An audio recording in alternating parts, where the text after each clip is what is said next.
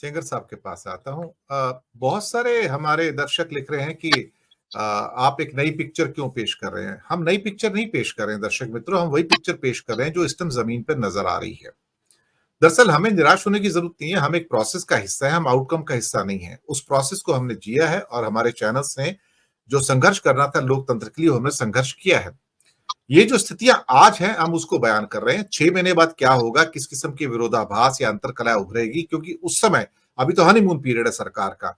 तो 6 महीने के बाद जो स्थितियां उभरेगी वो बिल्कुल अलग होंगी, क्योंकि उस समय बहुत सारी डिमांड्स होंगी जो इनके अपने दल हैं, जिसमें नीतीश भी हैं और नायडू भी हैं और बाकी लोग भी हैं। उनकी डिमांड्स क्या होंगी, क्या उनके स्पेशल स्टेटस उनको मिलेंगे, क्या उनके ब्यूरोक्रेट्स दिल्ली में वेल प्लेस्ड होंगे, क्या उनको वो अभी तो मंत्री पद की शपथ ले रहे हैं, लेकिन मंत्री कौन सा मिलेगा, कौन सी मिनिस्ट्री मिलेगी, वहां से विरोधाभास स्टार्ट होते हैं एक्चुअली देखा जाए तो हम सभी परिस्थितियों को नापने और तोलने का काम कर रहे हैं। हम ना तो बीजेपी और मोदी जी को सपोर्ट कर रहे हैं, बल्कि हम लोकतंत्र को सपोर्ट करते हैं। सेंगर साहब, बीजेपी अपनी आदतों से तो बाज आएगी नहीं। जो मैंने ऑपरेशन लोटस की बात की है टाइटल के अंदर, वो उससे बाज नहीं आएगी, क्योंकि वो उसके बेसिक डीएनए के अंदर है कि उसे बेईमानी करनी है, हेरा फेरी करनी है और कहीं ना कहीं इस लोकतंत्र को निगलना है एक्चुअली। तो वो किसी को छोड़ेंगे नहीं। जब पटनायक को नहीं छोड़ा, उससे पहले अकाली दल को नहीं छोड़ा, उद्धव को नहीं छोड़ा और अन्ना द्रमुक को भी निकाल दिया बाहर करके, तो ये इनकी बेसिक नेचर के अंदर है। पता नहीं अब बाद में स्थिति कैसी होगी, लेकिन फिलहाल स्थितियां ऐसी हैं कि फिलहाल उनकी सरकार बनती हुई आराम से नजर आ रही है। सेंगर साहब, आप पूरी स्थिति को किस रूप में देखते हैं? दिनेश जी, जो आपने प्रस्तावना में अपना आकलन किया उसमें काफी हद तक मैं सहमत हूँ। और आलोक आलोक जी ने जो कहा पैसे की बात, तो पैसा बहुत बड़ी चीज है। और इन लोगों ने जो पैसा का जिस तरह का दुरुपयोग होता है, राजनीति में इस्तेमाल होता है, तो इनसे पार कोई पा नहीं सकता है। तो वो खतरा तो है, क्योंकि जो इनके चहेते उद्योगपति हैं, उन्होंने जैसे कि अभी बताया है कि अभी वो 1 लाख करोड़ इसी रिजल्ट के बीच बना गए, चुनाव के बाद बना गए, तो वो पैसा कुछ खर्च कर सकते हैं। और उनकी मजबूरी भी है, जिस तरह के कांड किए हैं, जिस तरह के खेल किए हैं, तो उसको दबाना भी है, सरकार को बचाना भी है। लेकिन मैं ये कहूंगा कि पैसा ही सब कुछ नहीं होता, पैसे से सब कुछ नहीं होता। और जैसे सुनील जी ने कहा कि बीजेपी अब बहुत मनमाने ढंग से खेल नहीं कर सकता।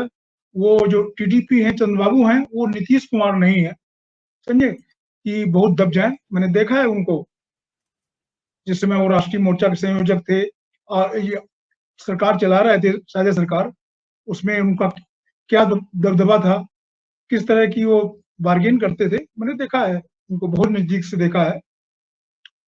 उस उस कार्यकाल में मैं रिपोर्टिंग करता था पार्लियामेंट से लेके सारी चीजों की, तो देखा है।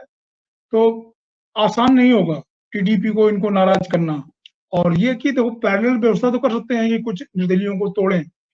अगर तोड़ेंगे और चंद्रबाबू को लगेगा कि ये इंडिपेंडेंट बनाना चाहते हैं, हमको अलग करना चाहते हैं, तो मुझे लग रहा है इनको बहुत महंगा पड़ेगा, इसलिए आसान नहीं है। और फिर जैसा कि इनकी महत्वाकांक्षा है साउथ में घुसने की, आंध्र में अपनी जगह बनाने की, तो चंद्रबाबू को नाराज करके ये बिल्कुल नहीं कर सकते। तो इसीलिए मुझे, ये कोशिश तो कर सकते हैं, कोशिश तो करेंगे ये, लेकिन आसान नहीं है।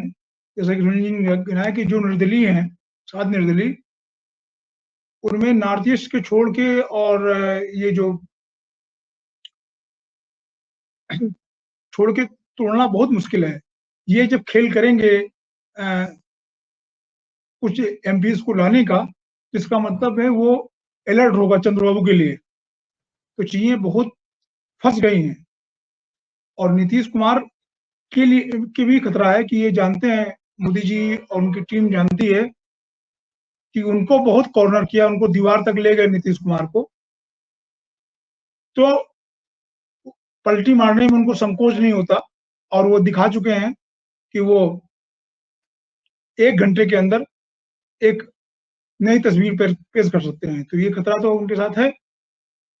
तो अब फिलहाल मुझे तो भी नहीं लग रहा कि इस सरकार को कोई खतरा है, सरकार चलेगी।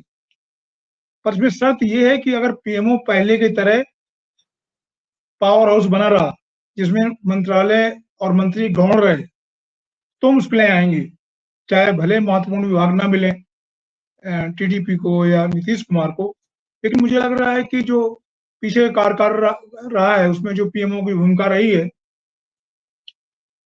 एकदम से मंत्रियों को सेकेंडरी कर देना, उनके पास कुछ भी नहीं आता, फाइल भी साइन करने को तब आती है जब प्रपोजल हो जाता है, और उसमें पता कई बार तो बीजेपी की जो बड़े मंत्री हैं उनके अनुभव ये है कि पीएम के जब साइन हो जाते हैं तो किस मंत्री की हैसियत है कि वो उसमें कोई टोका टाकी या कोई क्वेश्चन करे। तो मुझे लग रहा है कि या तो पीएमओ को चरित्र बदलेगा, और नहीं तो ये इस सरकार को अभी तो खतरा नहीं है, मुझे नहीं लग रहा कि 6 महीने साल भर खतरा है, लेकिन अगर पीएमओ ने अपना रवैया नहीं बदला, प्रधानमंत्री जी ने जो आज की स्थिति है कि वो पूर्ण बहुमत में नहीं है, तो मुझे लग रहा है कि चीजें चल नहीं पाएंगी। और दूसरा ये हुआ कि जिस तरह से आपको बैसाखियां लेनी पड़ी चुनाव में नीतीश कुमार जी की और नायडू जी की, तो मुझे लग रहा है कि एक मैसेज तो चला गया है कि अब मोदी जी का वो जादू नहीं रहा जो सिर पे चढ़ के बोलता था और वो कुछ भी कर लेते थे, और अपना लोकप्रियता का वो जो प्रबंधन करते थे कि जितनी थी नहीं उससे ज्यादा दिखता था, विदेश जाते थे तो उनके नगाड़े बजते थे, बजवाए जाते थे, किस तरह प्रबंधन होता था वो हम सब आप जानते हैं, और काफी कुछ जनता भी जान गई है। तो इसलिए खतरा तो है, तमाम आर्थिक स्तर पे चैलेंजेस हैं वो बने हुए हैं। अब मोदी जी कहाँ से सबको पूरा करेंगे। और जहां तक स्पेशल स्टेटस की बात है, ये पिंडोरा बॉक्स है, अगर मोदी जी ने ये खोला दबाव में तो मुझे लग रहा है कि उनके लिए बहुत मुश्किल होगा, और फिर इस सरकार को साल कर पूरा करना मुश्किल हो जाएगा, क्योंकि आप अगर आंध्र को देते हैं, बिहार को देते हैं, तो जहां उड़ीसा में आप जीत के आए हैं चुनाव, दोनों चुनाव जीत के आए हैं, तो उसने क्या किया है, वो सबसे गरीब प्रदेश है, उड़ीसा क्यों नहीं मिले। जी फिर मध्य जी प्रदेश ने आपको सारी सीटें दे दी, तो वो भी अवार्ड चाहेगा और भी चाहेगा, इसलिए काफी मुश्किलें आएंगी अगर आपने आंध्र को दे दिया और नहीं दिया तो भी मुश्किलें आएंगी, क्योंकि चंद्रबाबू को आप संभालना कम कम मुश्किल नहीं होगा। और चंद्रबाबू ऐसे हैं कि वो जो मोदी जी का दबाव है और टीम मोदी के जो तमाम हथियार हैं, जो जो एजेंसियां हैं जो शिकार करती हैं, मुझे लग रहा है कि वो इतना एक्सपोज भी हो चुकी हैं कि उनके जरिए काबू करना बहुत मुश्किल होगा। तो मुझे तो फिलहाल तो ये एक साल तक खतरा नहीं दिखाई पड़ता। ये इस पे निर्भर जी करता है कि मोदी जी का अप्रोच कितना बदलता है, वो साझा जी सरकार के लिए मन से कितना तैयार होते हैं। यदि जी साझा सरकार के लिए वो मन से तैयार नहीं होते हैं और बीजेपी ने वही अपनी लोटस ऑपरेशन और उस तरह की हरकतें की, तो मुझे लग रहा है कि इस बार काफी भारी पड़ेगा। जैसे कि जेडीयू ने कहा है कि भाई अग्निवीर योजना है उसकी समीक्षा की जाए, और नायडू ने भी कहा है कि संकेत दे दिए हैं मेरी जानकारी में कि जो और कुछ चीजें हैं, विवादित चीजें हैं, जैसे कि उन्होंने उनके संकल्प पत्र में है कि वो जो मुस्लिम हज यात्री हैं उनको 1 लाख की सब्सिडी देंगे। जी तो जाहिर तौर पर ये स्वीकार करना पड़ेगा, और वो चाहेंगे, दबाव बनाएंगे कि केंद्र आड़े नहीं आए, और कोशिश करेंगे कि ये उनकी सरकार में चूंकि भागीदारी रहेगी तो वो केंद्र पे लागू होगा। मुझे लग रहा है कि जी इतना अगर दबाव माना तो फिर मोदी जी की सरकार का चरित्र बदलेगा। और ये मुझे लग रहा है कि ये मौका आरएसएस के लिए होगा, वो वैसे भी खफा है जिस तरह की बयानबाजी बीजेपी के लोगों ने की है, नड्डा जी ने की है। तो मुझे लग रहा है कि अब आरएसएस का उस तरह से ऑपरेशन नहीं मिल पाएगा मोदी जी का। तो मुझे मोदी जी के लिए कई दिक्कतें हैं।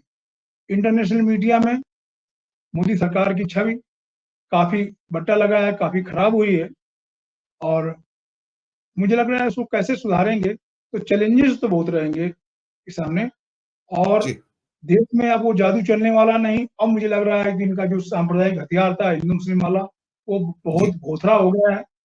और मुझे लग रहा है कि अगर ज्यादा इन्होंने चलाया, खुल के चलाया, तो जी फिर सर दिक्कतें होंगी, क्योंकि जी नायडू अपना जो मुस्लिम वोट बैंक है उसको नहीं खोना चाहेंगे, और चूंकि सपोर्ट मिल गया है नायडू का, तो नीतीश कुमार भी आंखें दिखा सकते हैं। ये जी खतरा तो बना ही रहेगा। अब जी चैलेंजेस संजीव मोदी जी का है कि मोदी जी कितना बदलते हैं, ये देखना होगा। जी जी जी जी जी